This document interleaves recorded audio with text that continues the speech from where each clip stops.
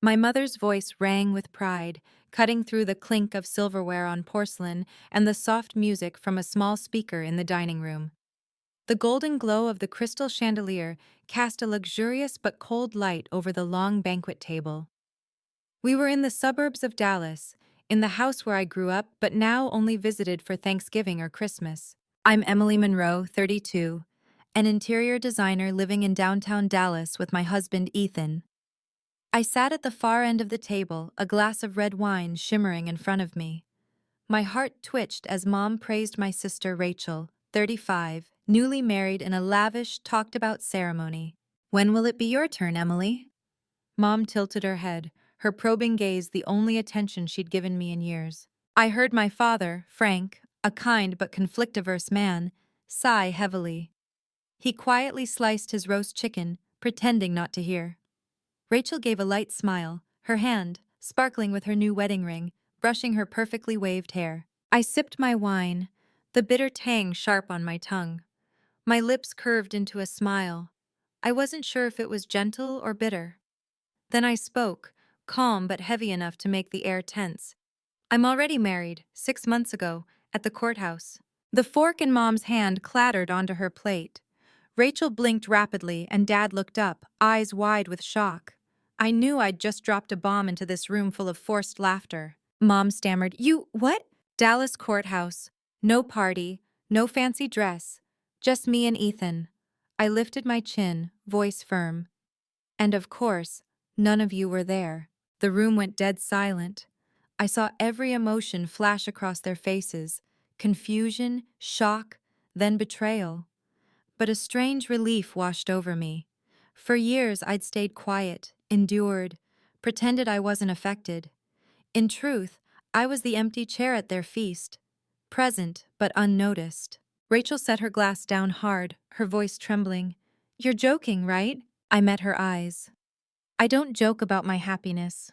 I got married, but no one asked who I was dating or how I was living. When you were planning your wedding, the whole family was so busy, you forgot I existed." Mom's lips tightened, her eyes a mix of hurt and anger. "Why didn't you tell us? You're my daughter. I had a right to be there for your big day." I let out a dry laugh. "A right? What about responsibility? When Rachel got married, you obsessed over every detail with her, from tablecloths to flower arrangements. Me? Did you ever ask if I was even seeing someone?" No one answered, just averted glances and a suffocating silence. Dad spoke softly, his first words of the meal. "Ethan, does he treat you well?" I nodded slowly. "Better than all the attention I ever hoped for from this family." My words cut like a cold knife. Rachel bowed her head, shoulders trembling. Mom grabbed a napkin, wiping her eyes but holding her composure. Dad sighed heavily, saying no more. In that moment, I felt different. I wasn't the young girl waiting for praise or a mention in their stories anymore. I'd crossed a line. I set my napkin on the table, head high. "I don't need witnesses to know my love is real. But tonight, I want to make one thing clear. I don't belong in the story you and Rachel have written. I'll write my own." I stood.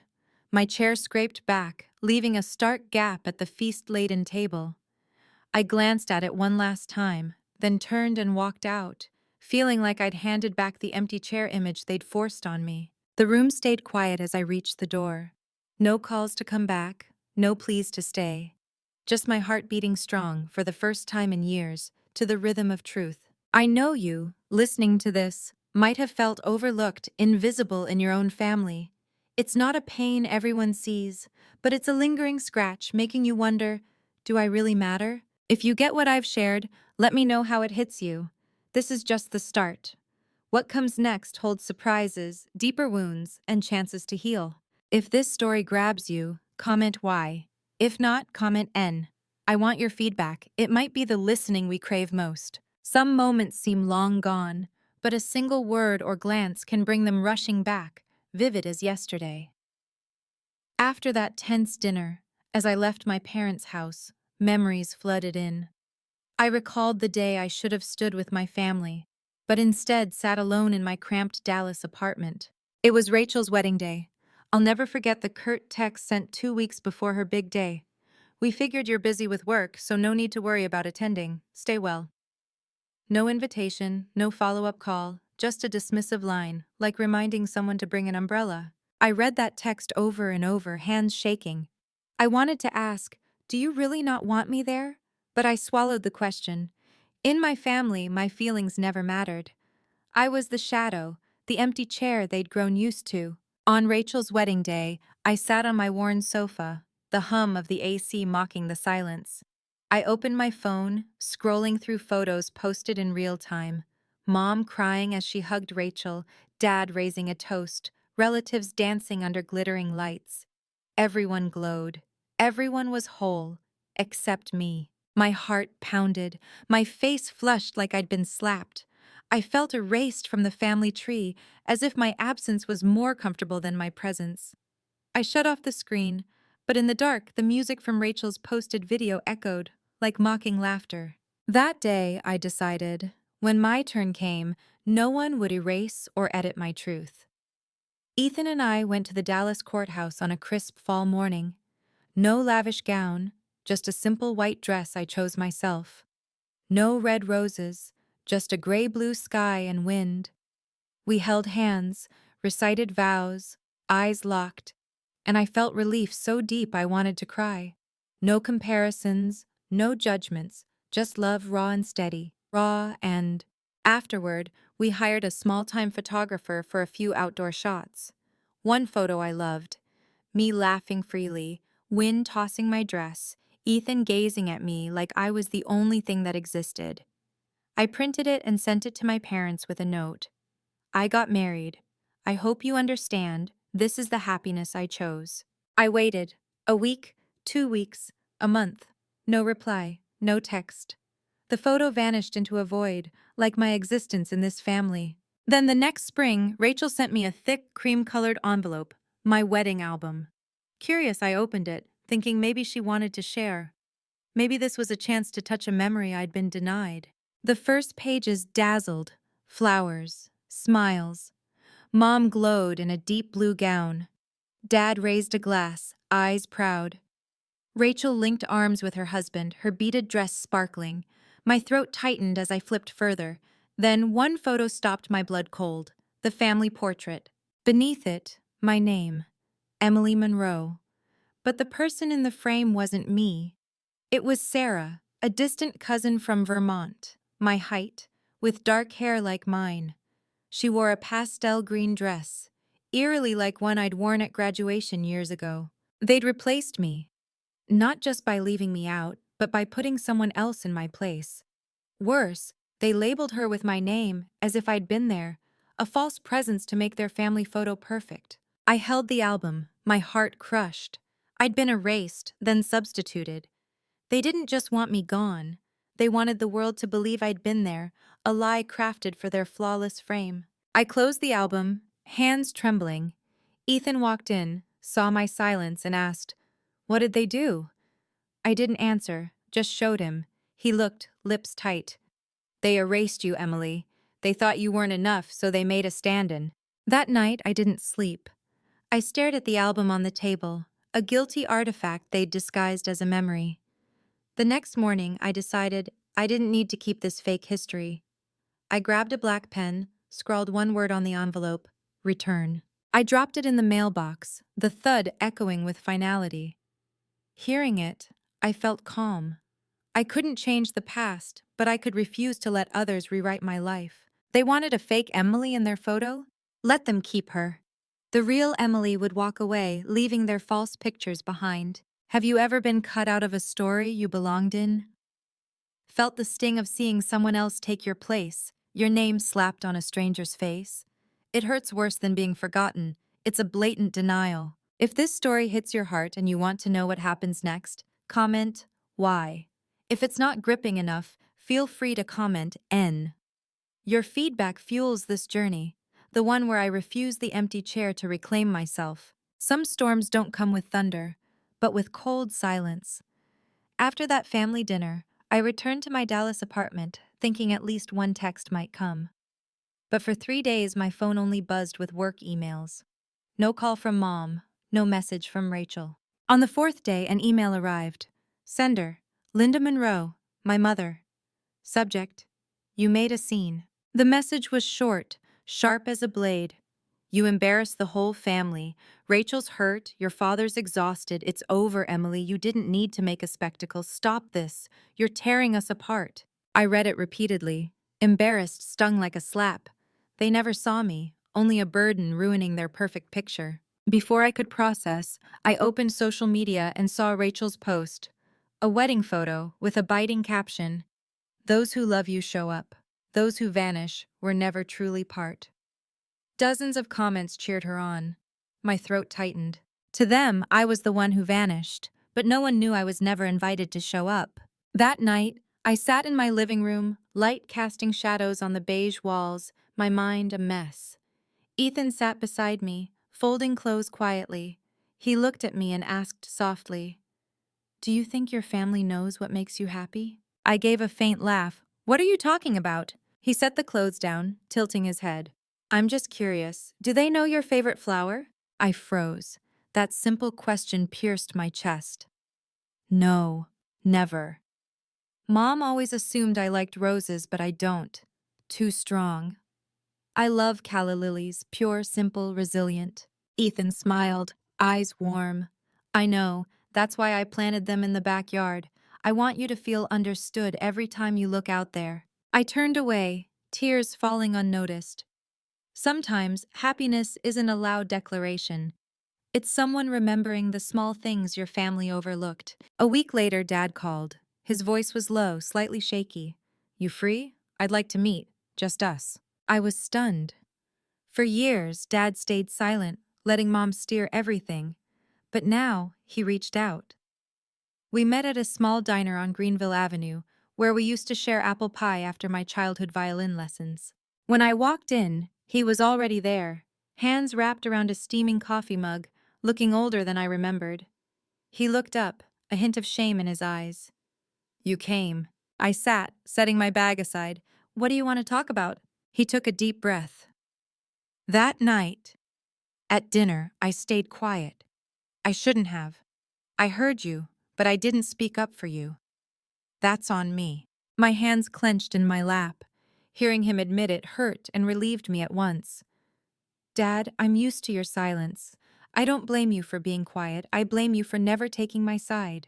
He bowed his head, fingers fidgeting with a silver spoon. Then, unexpectedly, he pulled a photo from his jacket.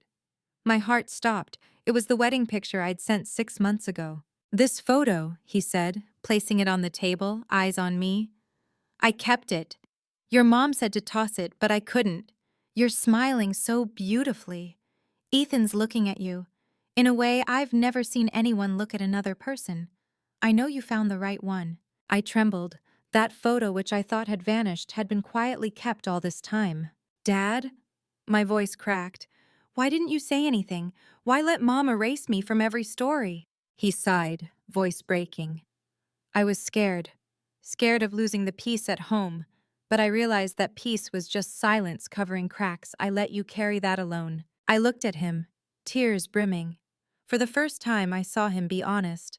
"Dad," I whispered, "I didn't get lost. I just stopped heading your way. I chose my own path." He nodded, eyes red. No arguments, no excuses, just a heavy silence of acknowledgement. We sat a while longer, wordless. Just the clink of silverware and the familiar scent of apple pie in the air.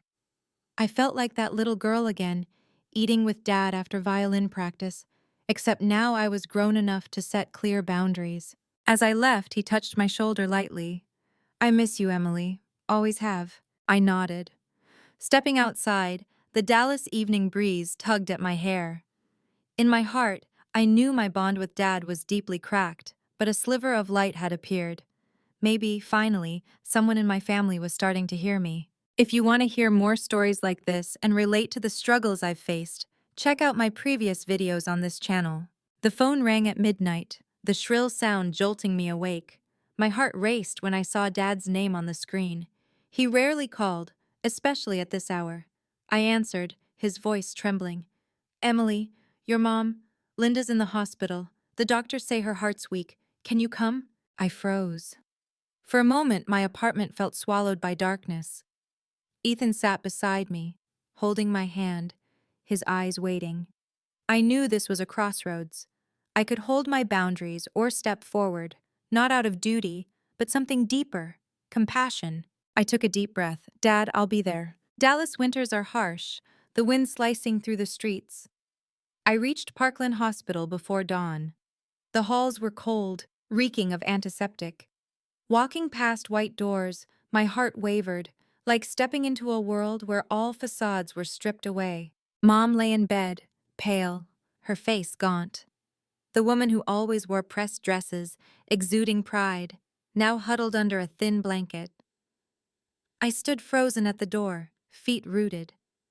Memories flooded, her scolding me for embarrassing the family, her eyes fixed on Rachel, her cold indifference toward me for years. She opened her eyes, saw me, and blinked in surprise, then unease. You came? I nodded, stepping closer.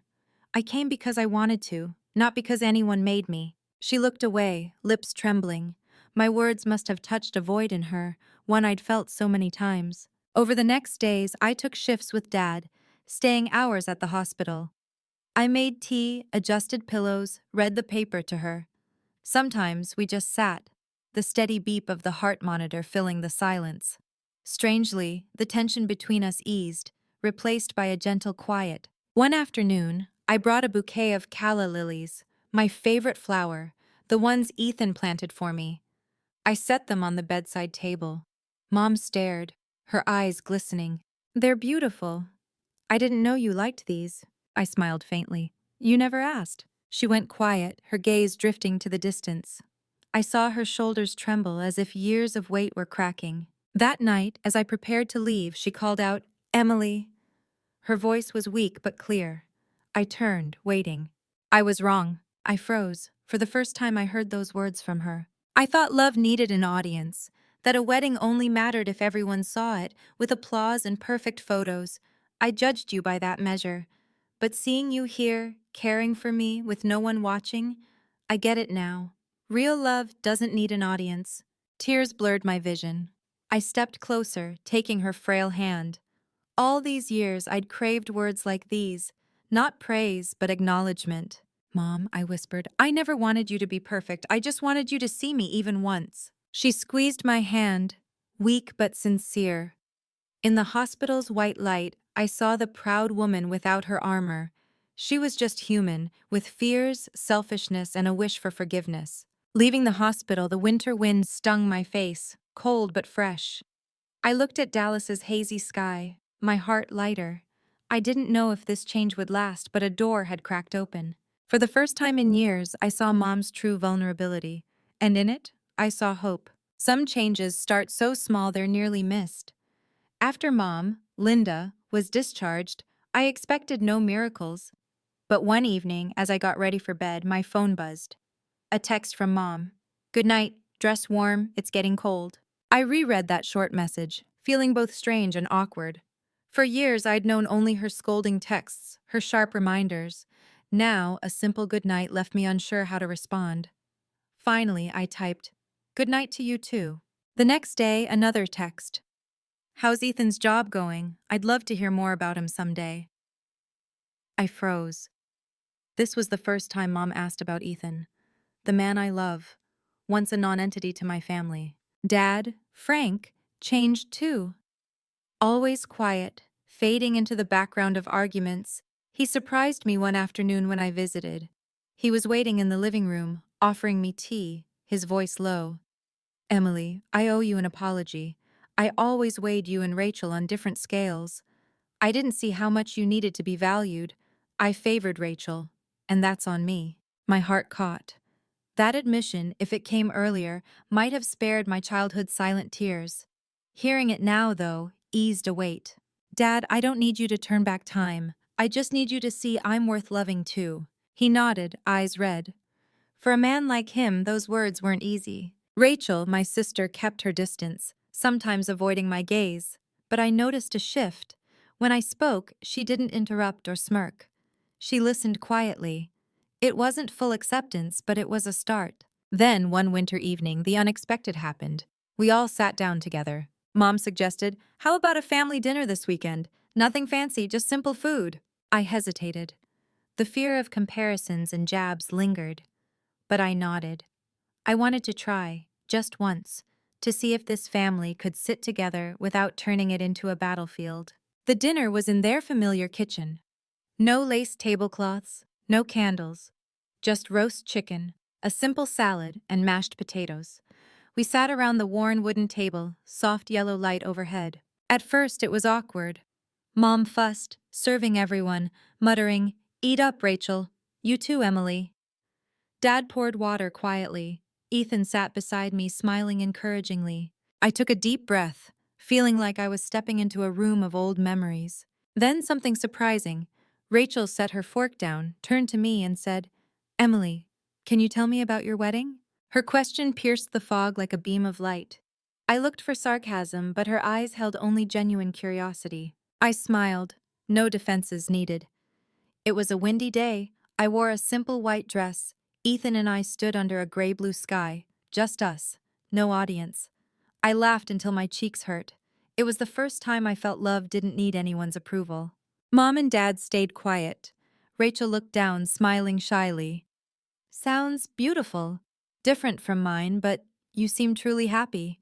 "I was happy," I said firmly. In that moment, I realized, for the first time, I shared my wedding not to prove myself or demand recognition, just as a cherished memory. And they listened without comparison or criticism. The meal grew easier. Dad shared stories about old students. Mom mentioned the pumpkin pie I loved as a kid. Rachel listened to my interior design work, nodding without interrupting. My hand rested on the table, brushing Ethan's. He squeezed it, reminding me, "You've weathered the storm. Now enjoy this piece." As dinner ended, I stood, looking around the table. Mom looked tired but softer.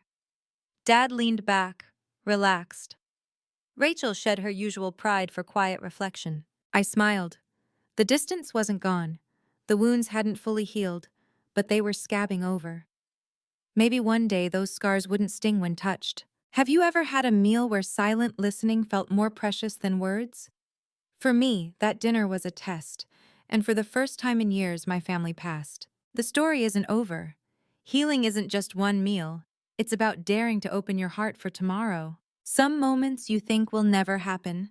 Yet one day, when autumn winds blow, they appear like an unexpected gift.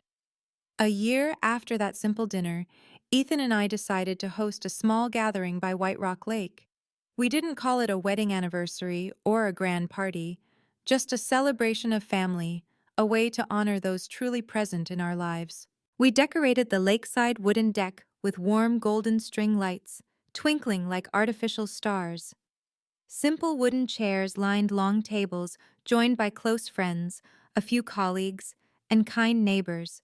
About 30 people, enough to fill my heart. I didn't expect my family to come. Despite the softening, gaps of silence remained, but as the lights glowed, I saw familiar figures at the path's end. Mom, Dad, Rachel. I froze, my wine glass trembling, my heart raced, torn between running to them and turning away. But they approached. Dad gave a hesitant nod, a shy smile. Mom looked frailer, but her eyes held a new gentleness. Rachel, in a pale green dress, walked straight to me. She didn't speak at first. Quietly, she pulled a bouquet of white calla lilies from her bag, placing them in a vase on the table. Her voice was soft but clear. "This time, it's the flower you love." I was stunned. Never had anyone in my family asked what flower I liked, yet here was Rachel doing just that. I smiled, eyes stinging. "Thank you." In that moment, I knew forgiveness had taken root. Quiet, unshowy, in a small act full of heart. The party began. People gathered around the tables, laughter mixing with the lake's soft ripples. I looked around, seeing faces who never made me beg to exist. Among them, my parents and Rachel sat, slightly out of place, but not so distant anymore. Ethan raised his glass, eyes bright. "Today, we're not celebrating a wedding or a milestone. We're celebrating presence, those who choose to be here." Everyone raised their glasses. I caught Dad's gaze, softer than ever. He whispered, "I'm proud of you, Emily." I didn't reply. I just placed my hand on the table. squeezing his. For the first time, I felt a fragile but real thread connecting us. As the party wound down, I stood on the wooden deck, autumn wind tugging my hair. The golden lights reflected on the lake, and I thought of that empty chair from years ago. From a forgotten seat, I'd built my own table, and miraculously, they'd chosen to sit with me. Rachel stood beside me, her usual pride gone. She spoke softly. "You were right, Emily. You didn't need an audience to prove your love. I'm sorry I didn't see that sooner." I turned, taking her hand. "I don't need a perfect apology. I just need you here, now." She nodded, eyes red. In that moment, the gap between us shrank, as if the crack had been patched with sincerity. As guests left, Ethan and I cleared the tables. I picked up the calla lily vase, admiring the white petals under the dim light. I realized these weren't just my favorite flowers, they symbolized a new life, simple but resilient. I looked around. No empty chairs remained. Every seat was filled, not for a perfect photo, but for true presence. Families are never perfect. Scars and painful memories linger. But I learned, true family isn't a polished social media frame. It's those who show up when you need them, sit with you when you tremble, and listen when you speak. From that empty chair, I built a full table, and above all, I found peace in my heart. Writing this, I see the greatest treasure isn't lavish parties or perfect photos, but the real presence of those I call family.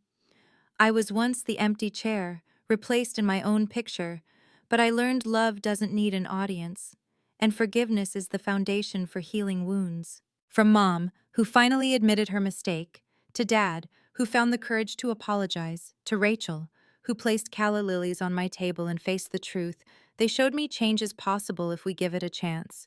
And by opening my heart, I found peace for myself. If this story makes you think of your family, share your thoughts in the comments.